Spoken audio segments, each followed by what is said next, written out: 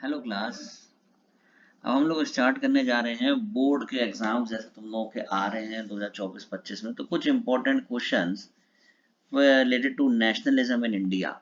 तो सबसे पहला क्वेश्चन हमारे पास यही आता है, जैसे अपना चैप्टर स्टार्ट होता है कि नेशनलिज्म इन इंडिया में अगर आप देखते हो तो सबसे पहला क्वेश्चन ये है कि रोलेट एक्ट जो था अपना, रोलेट एक्ट अगर आप देखो तो रोलेट एक्ट कब आया था अपना, तो 1919 में आया था, ये हमें ध्यान रखना है। दूसरी बात, explain only two provisions of the Rowlatt Act and how was Rowlatt Act opposed by the peoples in India। तो प्रोविजंस क्या है अगर आप देखोगे तो Gandhi ji 1990 decide to launch a nation wide Satyagraha against the propose Rowlatt act of 1990। तो क्या क्या प्रोविजंस थे रोलेट एक्ट में? तो रोलेट एक्ट में क्या था? Detention of political prisoners without trial. Without trial ही इसमें इंपॉर्टेंट चीज है, ये टर्म हमें लिखनी ही लिखनी है, विदाउट ट्रायल। और फॉर कितना? 2 इयर्स के लिए। मतलब इसमें क्या होता है कि बिना कोर्ट में ले जाए हुए आपको डिटेंशन दे दिया जाएगा और सारी की सारी पॉलिटिकल एक्टिविटीज खत्म कर दी जाएंगी और किसी को भी अरेस्ट कर सकते हैं जो मतलब विदाउट वारंट। तो मतलब वही चीज है कि हम कहीं ना कहीं आप देख रहे हो तो कोर्ट में नहीं ले जाएंगे, विदाउट ट्रायल होगा हर काम। रोलेट एक्ट को कैसे हम लोगों ने अपोज किया? तो हम लोग रैली कर सकते थे, वर्कर्स स्ट्राइक पे गए थे, शॉप्स बंद कर दी गई थी, वही सिंपल तरीके जो अपने लोगों के होते हैं। तो हमें ये पॉइंट्स लिखने हैं, रूलेट एक्ट से क्वेश्चन आ सकता है, तो ये एक इंपॉर्टेंट क्वेश्चन बनेगा रूलेट एक्ट से related. Next, what were the reason for starting Khilafat movement. तो खिलाफत मूवमेंट अगर किसी को समझ में नहीं आया है तो सबसे पहले ध्यान दो कि 1914 से 18 के बीच में क्या हुआ था, फर्स्ट वर्ल्ड वॉर।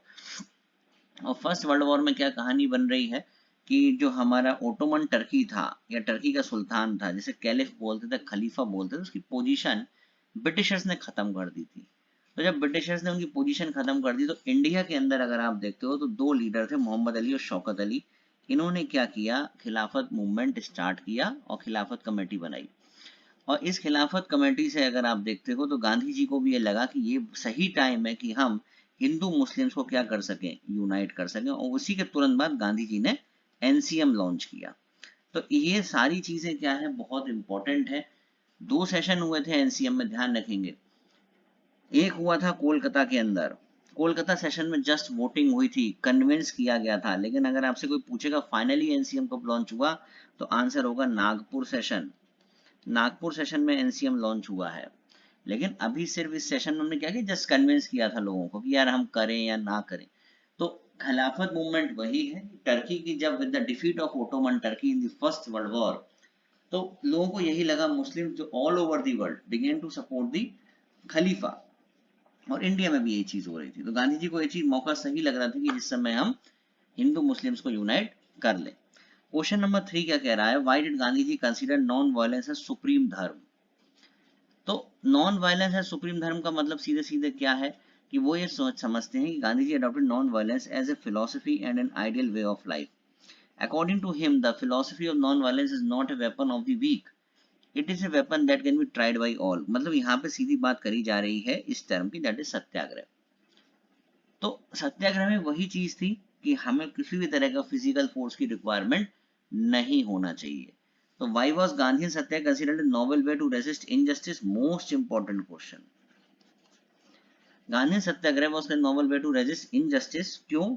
इसके लिए आप देखोगे तो one could win the battle through non violence. Satyagraha पे क्वेश्चन आएगा तो सत्याग्रह की सिर्फ आपसे थीम पूछी जाएगी। तो हमें सत्याग्रह की जो थीम है वो पता होनी चाहिए कि इसकी थीम क्या है आखिरकार। Second, this could be done by appealing to the conscience of the oppressor. Conscience मतलब क्या होता है, किसी की आत्मा पे एक तरीके से ना आहार करना, आत्मा के ऊपर प्रहार करना, तो वो चीज हो जाती है। This could be done by appealing the conscience of the oppressor. तो people including the operation had to persuaded to see the truth instead of being forced to accept the truth through the use of violence. तो violence का बिल्कुल प्रयोग नहीं करना है, हमें क्या नॉन वायलेंस पे रहना है।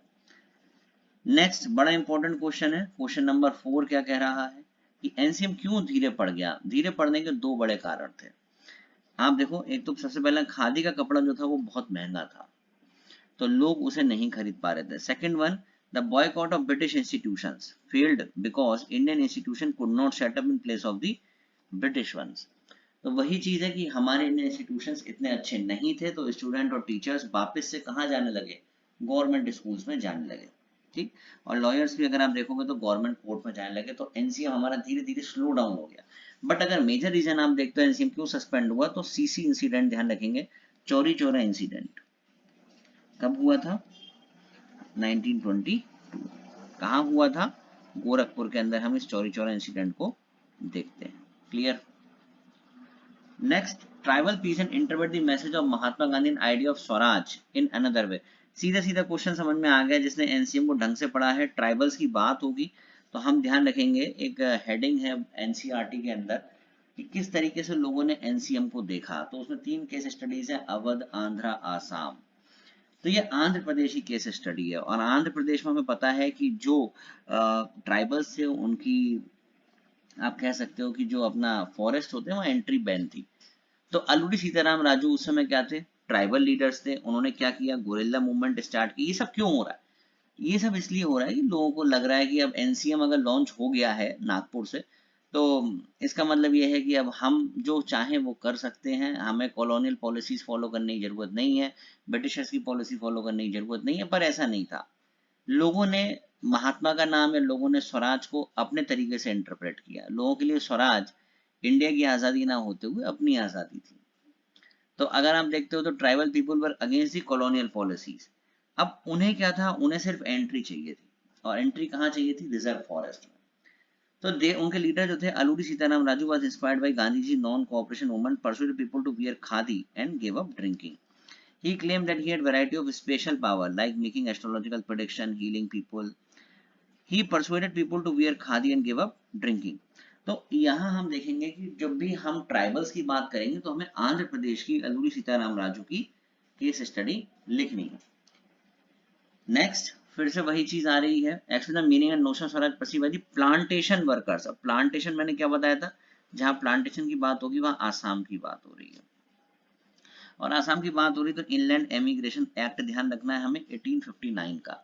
इस एक्ट के तहत प्लांटेशन वर्कर्स जो होते थे वो टी गार्डन्स को नहीं छोड़ सकते थे।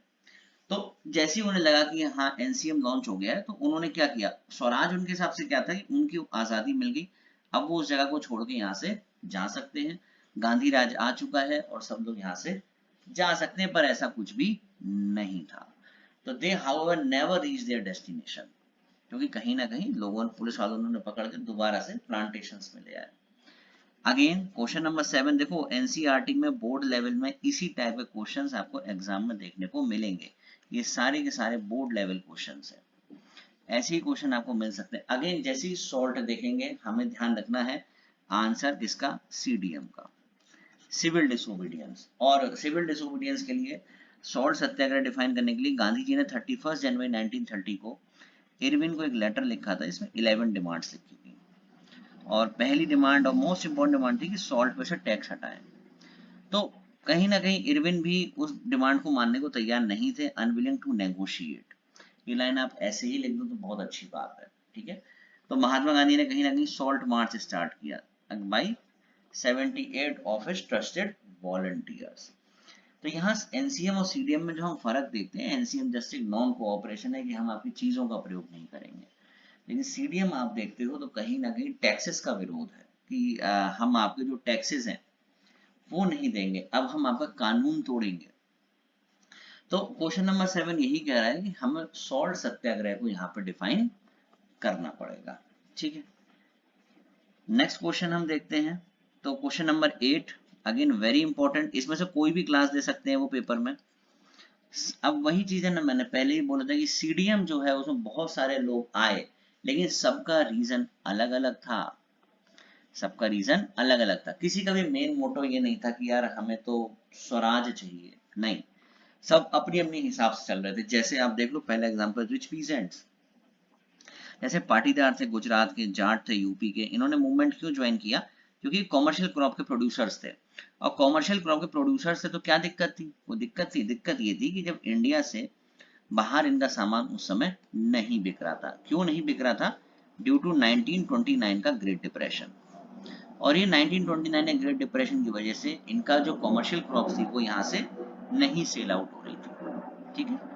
तो वो सारी चीजें हैं, रिफ्यूजल ऑफ द गवर्नमेंट। तो ये क्या चाह रहे थे कि कुछ ऐसा हो जाए कि हमारी कॉमर्शियल क्रॉप बिकने लग जाए, ठीक है। पुअर पीसेंट्स क्या चाह रहे थे कि अगर वो सीडीएम ज्वाइन कर लें तो उन्हें हो सकता है रेंट ना देना पड़े। बिजनेस क्लास क्या चाह रही थी? बिजनेस क्लास जो थी, जो बड़े बड़े बिजनेसमैन थे, तो वो क्या चाह रहे थे? वो ये चाह रहे थे कि बाहर से कुछ ना आए। एक अगेंस्ट बढ़िया बात लिखी हुई है, प्रोटेक्शन अगेंस्ट इंपोर्ट। वो क्या चाह रही थी बिजनेस क्लास? कि बाहर से जो सस्ता सस्ता सामान आता है वो ना आए। हम भी सीडीएम ज्वाइन कर लेते हैं तो हमारे लिए भी क्या फायदा हो जाएगा कि बाहर से जो सस्ता सस्ता सामान है वो नहीं आएगा। तो ये बिजनेस क्लास के लिए हो गया, और आप ये देख सकते हो रिच पीजेंट्स के लिए हो गया। तो कहने का मतलब ये है, किसी को स्वराज से मतलब नहीं था, सबको अपने अपने मतलब थे। तो ये बहुत इंपॉर्टेंट है, एनसीईआरटी में डायरेक्ट दी हुई हैं चीजें, थोड़ा ध्यान से इस चीज को। और ये फिक्की का एस्टेब्लिशमेंट ईयर पूछा जाता है, तो फिक्की हम ध्यान रखेंगे 1927 में एस्टेब्लिश हुई थी, फुल फॉर्म भी याद रखेंगे। इंडस्ट्रियल वर्किंग क्लास अगर आप देखते हो तो इन्होंने भी पार्टिसिपेट नहीं किया था, सिर्फ नागपुर रीजन छोड़ के। Some worker did participate selectively adopting some of the Gandhian programs like boycott of foreign goods as a part of their own movement against low wages and poor working condition। इनकी अपने दुख से women ने भी participate किया था, large scale participation of women in the movement. They participate in protest marches, manufacture salt and picket foreign clothes and liquor shop, many went to jail. अब इसमें क्वेश्चन ये भी बनता है, ये गांधी जी ने वुमेन के लिए क्या बोला था, ये आप एनसीईआरटी में एक बार चेक जरूर करिएगा। क्वेश्चन नंबर 9, क्वेश्चन नंबर 9 क्या कह रहा है? How did Indian merchant industry relate themselves to the CDM? अभी हमने ये लाइन पहले भी पढ़ी, अब यहाँ क्या है, सीधे सीधे बोल दिया गया है कि इंडियन मर्चेंट्स और इंडस्ट्रियलिस्ट की बात हो रही है। तो जो ऊपर हमने पढ़ा था ना इंडस्ट्रियलिस्ट के लिए, बस वही यहाँ आ जाएगा कि उन्हें they wanted protection against import of foreign goods, और रुपी स्टर्लिंग एक्सचेंज रेशियो है वो क्या हो जाए, प्रॉपरली मेंटेन हो जाए। और इसके लिए इन्होंने क्या इस्टेब्लिश करी? फिक्की। फिक्की की फुल फॉर्म हमें ध्यान रखनी है, ठीक है। और इसमें कौन कौन थे? तो पुरुषोत्तम दास ठाकुर, जीडी बिरला, ये बड़े बड़े इंडस्ट्रियलिस्ट थे। इन्होंने कॉलोनियल पॉलिसीज को मना किया कि ये कॉलोनियल पॉलिसीज जो इंपोर्ट मतलब वहां से जो सस्ता सस्ता सामान आ रहा है वो यहाँ पे ना आए, और रुपी स्टर्लिंग फॉरेन एक्सचेंज रेशो ढंग से मेंटेन रहे, ठीक। तो ये सारे बेसिक रीजंस हैं जो कहीं ना कहीं सीडीएम को दर्शाते हैं कि सीडीएम इस तरीके से होना चाहिए। How did people belonging to different communities, region or language group develop a sense of collective belonging? अब ये बिल्कुल लास्ट पार्ट आ रहा है चैप्टर के, कलेक्टिव बिलोंगिंग। अगर आप देख सकते हो तो नेशन का आइडिया किससे? भारत माता। और बंकिम चंद्र चट्टोपाध्याय ने क्या लिखा था? वंदे मातरम। अवनिंद्र नाथ टैगोर, ये ध्यान रखेंगे, अवनिंद्र टैगोर ने पेंट किया था भारत माता को। तो यहाँ हमें बताना चाह रहे हैं कलेक्टिव बिलोंग मतलब हर रिलीजन को शो कर रही है ये चीजें। Issue idea of nationalism also developed through a movement to revive the Indian folklore, icons and symbols in unifying people and inspire in them a feeling of nationalism. During the Swadeshi movement in Bengal, a tricolor flag, red, green और yellow was designed. अब यहाँ देखो, ये जो अपने chapter में NCERT में देखोगे लास्ट में लिखा है सेंस ऑफ कलेक्टिव बिलोंगिंग। तो ये सेंस ऑफ कलेक्टिव बिलोंगिंग वाला जो पार्ट है इसको एक बार अच्छे से देख लेंगे, इसमें बहुत सारी चीजें इसके अंदर आपको देखने को मिलती। नेक्स्ट आता है एमसीक्यू बेस्ड। तो पहला क्वेश्चन है, which of the following is not true regarding the Khilafat movement? It aimed at bringing Hindu and Muslim together, बिल्कुल सही बात है। It aimed at defending Ottoman empress temporal power, बिल्कुल सही बात है। मोहम्मद अली शौकत अली, बिल्कुल सही बात है। तो गलत बात क्या है? गलत बात है सी, कि कहीं ना कहीं खिलाफत मूवमेंट से क्या खलीफा की पावर रिस्टोर हो गई थी? नहीं, ऐसा नहीं है। वंदे मातरम किसने लिखा था? बहुत सिंपल है, बंकिम चंद्र चटर्जी ने। नेक्स्ट क्वेश्चन बोर्ड लेवल का ये आएगा, arrange the following statement sequential order based on the event that shaped the NCM। तो जनरल डायर ने जलियांवाला बाग पे कब फायरिंग करी थी? तो हमें डेट पता होनी चाहिए, 13 अप्रैल 1919। Force recruitment carried out by the British government, economic hardship face by the people during the First World War, तो ये 1918 के आसपास का है। टर्की का अगर आप देखते हो तो और आगे का है, मतलब ये भी 1919 में है। और Gandhi ji launch nation wide Satyagraha against the Rowlatt Act, तो ये रूलेट एक्ट के बाद का है। तो अगर इसमें आप देखते हो इसका ऑप्शन क्या होगा? बी। सबसे पहले आया फोर्स रिक्रूटमेंट, क्योंकि ये वर्ल्ड वॉर की बात हो रही है, ठीक है। तो 1418 में वर्ल्ड वॉर था, उस समय हम ये चीज देख रहे हैं। नेक्स्ट, जनरल डायर ने जो फायरिंग करी थी वो कब करी थी? 13 अप्रैल 1919 को। उसके बाद रोलेट एक्ट, इसी के बाद तुरंत गांधी जी ने क्या स्टार्ट किया था? रोलेट सत्याग्रह, क्योंकि जलियांवाला बाग के बाद तुरंत रोलेट एक्ट आया, और रोलेट एक्ट के बाद गांधी जी ने सत्याग्रह स्टार्ट किया। और उसके बाद हम देखते हैं 1920 के आसपास डिफीट ऑफ ओटोमन टर्की। तो ये इस टाइप के क्वेश्चन आपको बोर्ड में मिल सकते हैं लगाने के लिए कि इसको पर्टिकुलर ऑर्डर में लगाइए। Identify the appropriate reason for the boycott of the Simon Commission by the Indians. तो साइमन कमीशन को क्यों बॉयकॉट किया था? बहुत सिंपल सी बात है कि साइमन कमीशन में कोई भी इंडियन मेंबर नहीं था। अब जब ये बात समझ में आ रही है तो ये भी समझ में आना चाहिए कि जो साइमन कमीशन है वो किस एक्ट को रिव्यू करने आया था, क्यों आया? तो साइमन कमीशन जो था गवर्नमेंट ऑफ इंडिया एक्ट 1919 को रिव्यू करने आया था। और ये 1998 के एक्ट को हम और क्या बोलते हैं? तो आंसर होगा मॉन्टफोर्ड रिफॉर्म्स। ठीक है, तो ये मॉन्टफोर्ड रिफॉर्म्स कहलाते हैं। नेक्स्ट क्वेश्चन, स्वराज पार्टी क्यों बनती है? तो यहाँ आप देख रहे हो तो wanted members of the Congress to return to council politics, Purna Swaraj के लिए, डोमिनियन स्टेट के लिए, या साइमन कमीशन। स्वराज पार्टी का बहुत आसान उद्देश्य था। पहली बात तो 1923 में बनती है और इसे कौन बनाता है? तो आंसर है सी आर दास और मोतीलाल नेहरू। ये बहुत बार पूछा जाने वाला क्वेश्चन है और इसका आंसर क्या होगा? Wanted members of Congress to return to council politics. Next, consider the following events again, Poona pact, Rowlatt act, salt march, Simon Commission. सभी को पता होना चाहिए कि पूना पैक्ट हुआ 1932 में, रोलेट एक्ट 1919 में, सॉल्ट मार्च 1930 में और साइमन कमीशन 1928 में। पूर्ण स्वराज किस सेशन में फॉर्मलाइज हुआ था? पूर्ण स्वराज बहुत सिंपल है, answer is Lahore session. Lahore session में हमारा जो पूर्ण स्वराज दिवस है वो मनाया जाता है। In which Congress session the demand of Purna Swaraj was formalised in 1929, तो answer is Lahore session. Next आप देखते हो, coming of Simon Commission to India, the demand of Purna Swaraj in the Lahore session of the INC government of India 1919 में, चंपारण।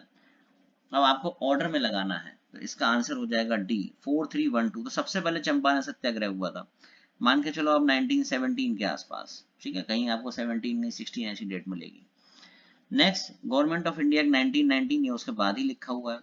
उसके बाद आप देखते हो साइमन कमीशन, अगर आप देखते हो तो 1928 में भारत आता है और पूर्ण स्वराज की डिमांड आप 1929 में देखते हैं। तो ये इस टाइप के क्वेश्चन इस बार बोर्ड में डाले गए हैं, थोड़ा ध्यान से। Which of the following event happened on 31st January 1930? 1930-31 जनवरी क्या हुआ था? गांधी जी ने लेटर लिखा था। Lahore session of the Congress was concluded, Lahore session भी खत्म हुआ था और सॉल्ट मार्च भी क्या हुआ था? स्टार्ट हुआ था। तो इसका आंसर क्या हो जाएगा? अगर आप देखोगे तो लाहौर सेशन और सॉल्ट मार्च ये दोनों इसमें क्या है? नहीं हुए थे और सिर्फ गांधी जी ने क्या लिखा था? लेटर लिखा था, किसको? इरविन को। तो हम ये ध्यान रखेंगे कि इसके अंदर सिर्फ हमारे ये दोनों इवेंट नहीं थे, Gandhi ji wrote a letter to Lord Irwin.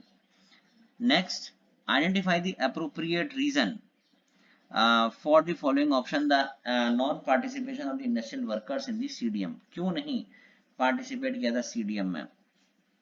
तो कहीं ना कहीं अगर आप देखोगे तो industrialist were close to Congress. तो identify the appropriate reason from the following option for the non participation of industrial workers in the CDM.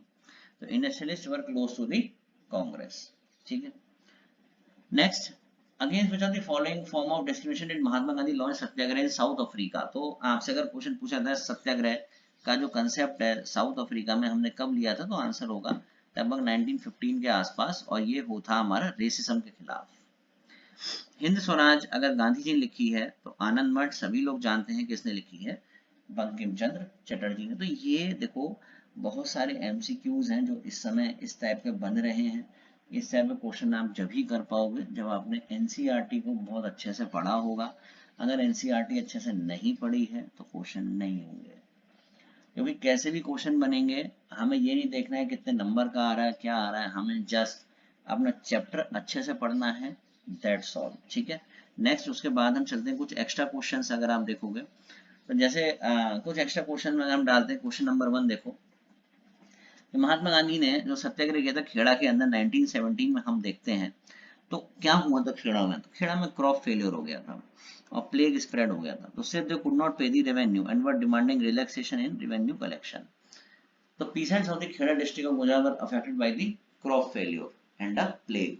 तो कहीं ना कहीं वो रेवेन्यू नहीं दे पा रहे थे और उन्हें क्या चाहिए था? रेवेन्यू में रिलैक्सेशन चाहिए था। ठीक है, next, how was the social and political situation of India affected by the First World War. तो फर्स्ट वर्ल्ड वॉर का टेन्योर अगर हम देखते हैं 1914 से 18 के बीच में फर्स्ट वर्ल्ड वॉर का टेन्योर है। तो फर्स्ट वर्ल्ड वॉर से क्या क्या चीजें हो रही थी, इस वजह से new economic and political situations हमारी इमर्ज हो रही हैं। जैसे the war created a new economic and political situation. अब देखो वॉर में क्या क्या चीजें क्रिएट हो रही हैं, तो इससे हमारा डिफेंस एक्सपेंडिचर बढ़ रहा है, which was financed by war loans and increasing taxes and income tax भी सब कुछ बढ़ रहा है। इससे क्या हो रहा है, price and hardship for common people. War led to the forced recruitment of people. Acute shortage of food led to famine and misery. This was accompanied by influenza. तो कहने का मतलब क्या है कि चीजें कहीं ना कहीं इकोनॉमिक और पॉलिटिकल सिचुएशंस काफी ज्यादा क्या हो रही हैं, चेंज हो रही हैं। तो इसके अंदर हमने जो देखा वो ये सारी चीजें हैं, हमें याद रखनी है कुछ, ठीक है। तो ये आप ध्यान रखेंगे नेशनलिज्म इन इंडिया में, ये सारे इंपॉर्टेंट क्वेश्चंस है, इससे आपको काफी सारी चीजें मिल सकती हैं। तो एक एक चीज जो 2024 और 25 में अपना बोर्ड का एग्जाम होने जा रहा है, उसका पैटर्न भी चेंज है, पैटर्न में इस टाइप का क्वेश्चन आपको मिल सकते हैं। सो गो थ्रू करेंगे इन सारे क्वेश्चंस के साथ, तो आप नेशनलिज्म इन इंडिया में अच्छे मार्क्स स्कोर कर पाएंगे, ठीक है। बाकी और भी हम नए नए क्वेश्चंस लेके आएंगे बोर्ड लेवल के लिए, चैनल पे बने रहिए। नेशनलिज्म इन यूरोप है जैसे, और अगर आप देखते हो पॉलिटिकल पार्टीज है, आउटकम ऑफ डेमोक्रेसी है, ग्लोबलाइजेशन है, काफी सारे चैप्टर्स हैं अपने, जिन पे हम किस तरीके के क्वेश्चंस हमारे आ सकते हैं, हम किस तरीके के क्वेश्चन हमें करने हैं, कैसे आंसर्स लिखने हैं। तो ये सारी चीजें बहुत जरूरी हैं, बहुत इंपॉर्टेंट है, क्योंकि बहुत सारे बच्चे लिखने में भी दिक्कत हो रही है उन्हें। तो प्लीज इनको देखिएगा, ठीक है। Okay, thank you very much.